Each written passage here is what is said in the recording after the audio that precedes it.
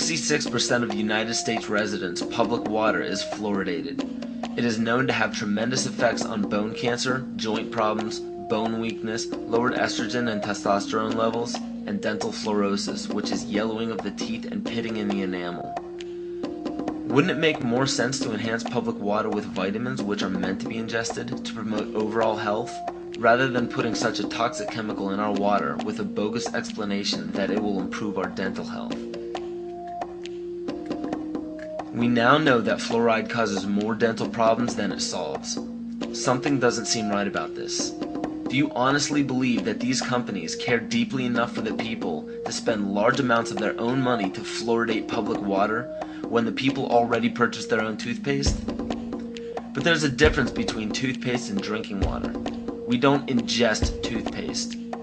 If you go to any hardware store and look at any rat poison product, you will only find one ingredient: sodium fluoride.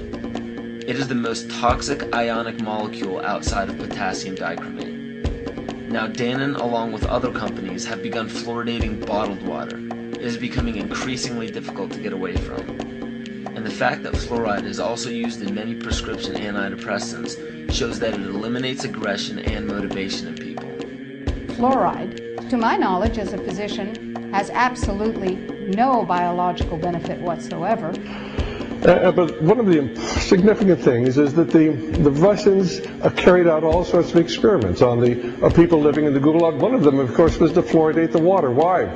You fluoridate the water, why people are not as aggressive as they ordinarily would be. In fact, what is the active ingredient in Prozac that is so widely distributed in America today? Why, it's a fluoride compound.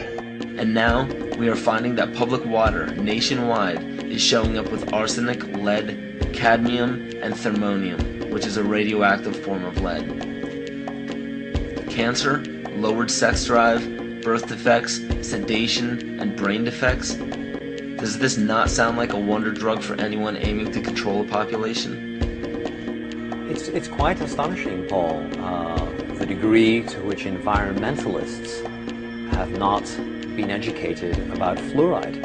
You know, people have an unconscious trust in their doctor or their dentist, and if you can persuade doctors and dentists that fluoride is safe and good, then you're able to reach the rest of the nation. People believe their doctors and dentists, and that was a way of promoting fluoride for Bernays.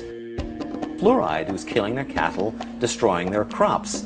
Fluoride given to rats had produced bone cancer and liver cancer, and that those results had been doctored to make it look as though fluoride hadn't caused as much cancer.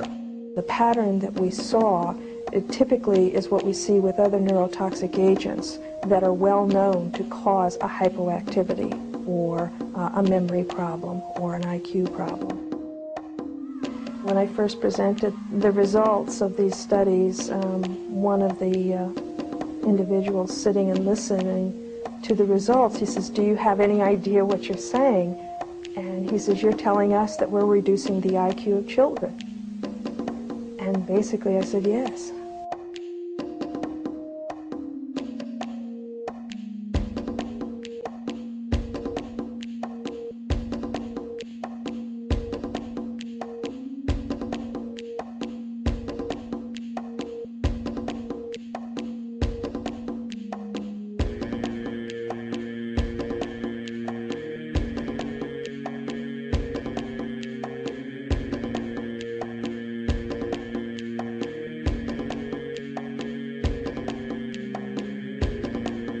Aspartame, the artificial sweetener found in almost every low-sugar or sugar-free product on the market.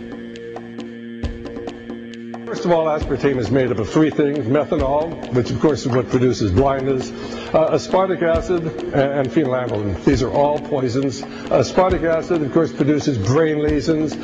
This was known back in the early 1970s. Methanol produces blindness. Phenylalanine is what you see certain in the brain, and in high dosage it produces trauma. We're not making this all up. The FDA did publish back in, I think it was in the 80s, they did publish the 92 potential side effects of aspartame. And they do, these side effects are extremely serious. Things like dizziness, problems with balance, abdominal pain and cramps, changes in vision, seizures and convulsions, etc., etc. Yet despite all of these harmful effects, Donald Rumsfeld pushed it out into the stores in over 5,000 products when he was CEO of Searly, the company that manufactured aspartame.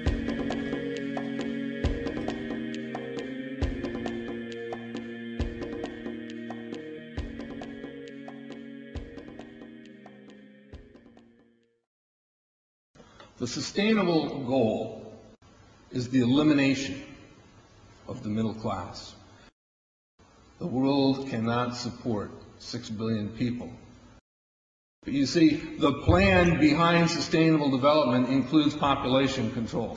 It's a program for land use control, education control, and population control. The leaders of the sustainable movement say that the world's human population should not exceed 500 million people. That's a 93% reduction of today's population levels. In 1992, while the Rio conference was going on, George Bush, then president, was there. He was just offshore in Prince Charles's yacht, where he executed the Agenda 21 protocols on behalf of the United States and brought it back to Washington, D.C. Within a year, Bill Clinton, by executive order, established the President's Council for Sustainable Development. In 1996, Bill Clinton set up the President's Council on Sustainable Development. One of the dictates of Agenda 21 is that every country in the world is to set up a national council to oversee the implementation of Agenda 21.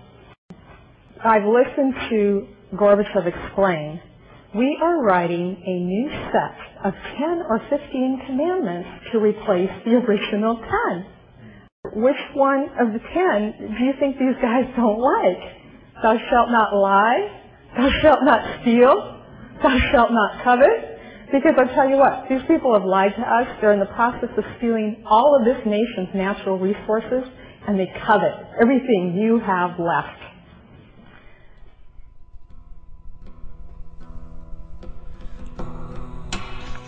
To explain the map, the red are areas that are to be off limits to human beings. If you live there, you won't. The yellow areas are the areas for major control of all human activity. If you live there, you won't. The black dots are the smart growth zones. That's where human beings are to be stacked and packed in small living units along rail tracks. The Smart Growth Program ultimately has jobs assigned and children cared for by the state.